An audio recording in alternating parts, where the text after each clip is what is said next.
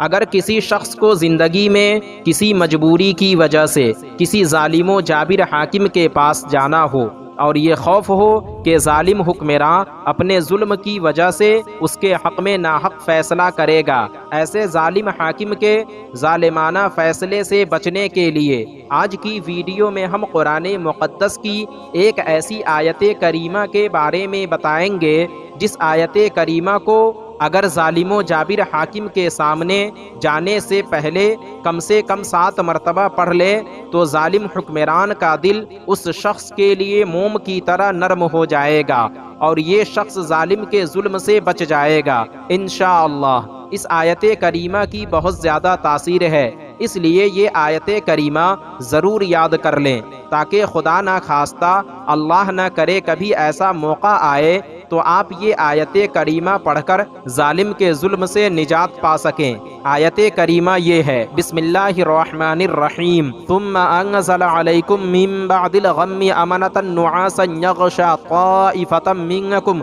व ताइफतुन क़द अहम्मतहुम अनफुसुहुम यज़ुन्नून बिल्लाहि गैरल हक़्क़ि ज़न्नल जाहिलिय्यह यक़ूलून हल लना मिनल अम्रि मिन शै क़ुल इन्नल अम्र कुल्लहु लिल्लाह युख़्फ़ून फ़ी अनफ़ुसिहिम मा ला युब्दून लक यक़ूलून लौ कान लना मिनल अम्रि शैउम मा क़ुतिलना हाहुना क़ुल लौ कुन्तुम फ़ी बुयूतिकुम लबरज़ल्लज़ीना कुतिब अलैहिमुल क़त्लु इला मज़ाजिइहिम वलियब्तलियल्लाहु मा फ़ी सुदूरिकुम वलियुमह्हिस मा फ़ी क़ुलूबिकुम वल्लाहु अलीमुम बिज़ातिस सुदूर। तो नाज़रीन, आज की वीडियो में बस इतना ही। उम्मीद करता हूँ आपको हमारी ये वीडियो पसंद आई होगी। वीडियो पसंद आने की सूरत में वीडियो को लाइक और शेयर करें और अभी तक चैनल को सब्सक्राइब नहीं किया तो ज़रूर करें। फिर इंशाअल्लाह हमारी मुलाकात एक और नई वीडियो के साथ होगी। जब तक के लिए अल्लाह।